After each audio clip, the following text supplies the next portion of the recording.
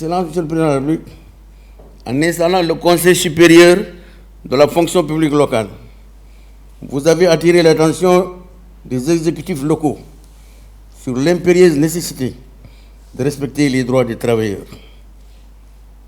Pourtant, certains d'entre eux violent délibérément la loi en licenciant abusivement des travailleurs au motif que ceux-ci ne sont pas du même bord politique, sans compter les actes de nomination à des postes de direction qu'ils posent dans le total mépris des qualifications et compétences requises par l'administration et le Code du travail, tout en ignorant réellement l'organigramme type arrêté par l'État central.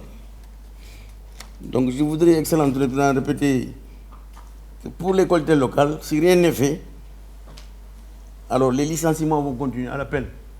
Les gens arrivent, ils disent que vous ne faites pas de portée de mon équipe. Allez à la maison, vous attendez, et on recrute d'autres. Nous avons signalé au ministre des collectivités locales, nous sommes en train de recenser, de faire le point. Vous avez toujours dit qu'après les élections, c'est terminé, il faut se mettre au travail. La collectivité locale n'a pas de couleur. Elle est là pour la collectivité. Mais actuellement, malheureusement, il y a des maires qui se comportent comme si la mairie était leur propriété. Donc nous avons ces difficultés-là, on ne comprend pas. Nous avons ces difficultés. Il faut nous aider vraiment à régler. À Djemberin, 15 agents ont été mis à la touche. Ici à Ouakam, 60 et quelques. À Golfe Nord, 60 et quelques agents. Alors on ne comprend plus. Vous avez mis en branle des projets structurants au niveau des infrastructures routières, particulièrement au niveau du transport, le TER, le BRV, la réforme du secteur ferroviaire. Mais c'est justement là où nous voulons vous demander d'harmoniser tous les segments du secteur autour des projets structurants.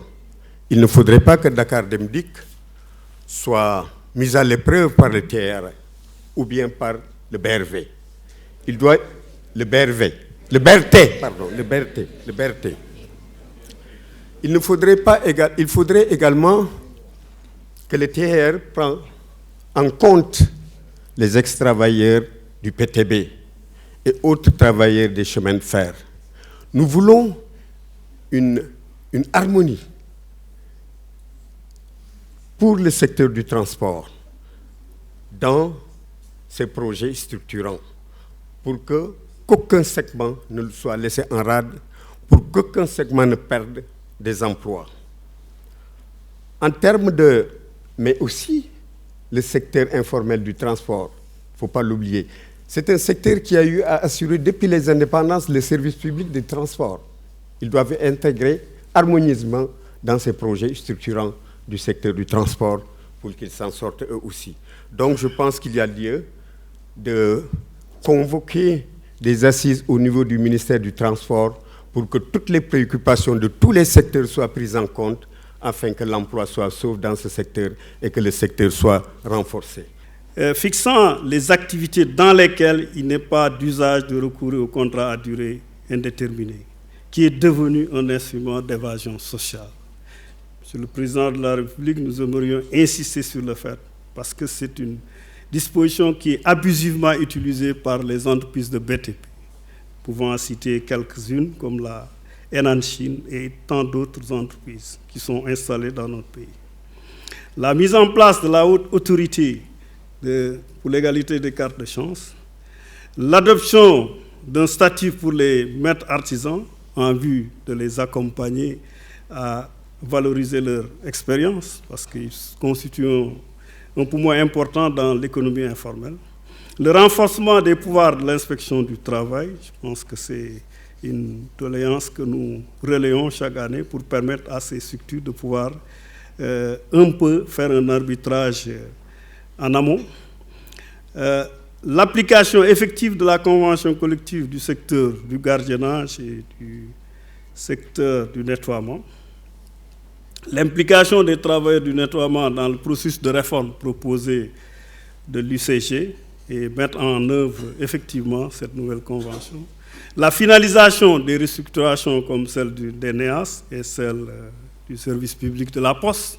Je pense que quelqu'un l'a soulevé tout à l'heure, la finalisation de l'actionnariat des travailleurs du secteur de l'eau par la prise en charge effective du mémorandum qu'ils avaient déposé depuis 2019. La finalisation de l'évaluation de la réforme de l'hydraulique rurale qui aujourd'hui est en cours avec beaucoup de problèmes dans la mise en œuvre et souvent les travailleurs sont les plus laissés en compte dans ce processus. L'UNSAS, solidaire de toutes les confédérations syndicales sénégalaises affiliées à la CSI, soutient les revendications légitimes des agents de la santé pour une rémunération juste et équitable et réclame un traitement diligent de la crise qui perdure à la Poste où les travailleurs luttent pour la survie de leur entreprise. Monsieur le Président de la République, nous lançons un cri de cœur, vraiment pour que la question de la Poste soit définitivement derrière nous. C'est un problème lancinant, c'est une question lancinante et nous souhaiterons vraiment que cette question soit totalement dépassée. L'État a la responsabilité de sauver cette entreprise qui fut un des fleurons de l'économie nationale. Dans le secteur des chemins de fer, l'espoir renaît avec l'arrivée de nouvelles locomotives. Notre demande ardente est que ce protocole fasse l'objet d'une application totale en vue d'apaiser le climat social dans les établissements scolaires. L'UNSAS vous exhorte à progresser dans la voie du dialogue, à exiger du gouvernement des réponses concrètes qui apaisent les tensions au sein des universités.